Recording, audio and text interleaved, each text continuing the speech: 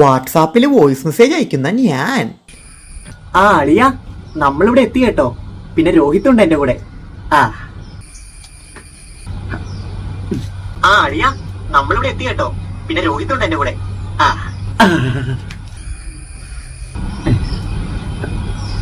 അളിയ, നമ്മളിവിടെ എത്തി കേട്ടോ.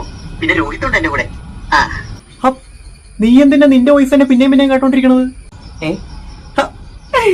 ചുമ്മാ ചുമ്മാ അല്ല, നമ്മൾ അയച്ചേക്കണ കാര്യങ്ങളൊക്കെ കറക്റ്റ് ആണോന്ന് നമുക്കൊന്ന് ബോധ്യപ്പെടണല്ലോ, അതിനുവേണ്ടി. പിന്നെ നമ്മുടെ സൗണ്ട് എങ്ങനെയുണ്ടെന്ന് നമുക്ക് തന്നെ ഒന്ന് അറിയാൻ പറ്റുമ്പോ അതൊരു രസമല്ലേ? പിന്നെ നമ്മൾ ഈ പറഞ്ഞേക്കണ ശബ്ദം ഉണ്ടല്ലോ, അതിന്റെ താളവും മേളവും ഒക്കെ ഒന്ന് അറിയാൻ പറ്റുമ്പോ അതൊരു സുഖമല്ലേ? പിന്നെ നമ്മൾ ഈ അയക്കണ വോയിസ് ഒക്കെ അപ്പുറമുള്ള ആൾ എങ്ങനെയായിരിക്കും കേൾക്കണേന്ന് നമുക്ക് ഊഹിക്കാൻ പറ്റൂല കേട്ട് കഴിയുമ്പോ. അതറിയണത് ഒരു സുഖമല്ലേ? പിന്നെ എന്നാന്നറിയില്ല, ഞാൻ അയച്ച വോയിസ് എനിക്കൊരു 3 പ്രാവശ്യമെങ്കിലും കേൾക്കണം, അല്ലെങ്കിൽ ഒരു മനസ്സവും കിട്ടാറില്ല. നീ ഒരു സൈക്കോ അല്ലേ അളിയ? ഉം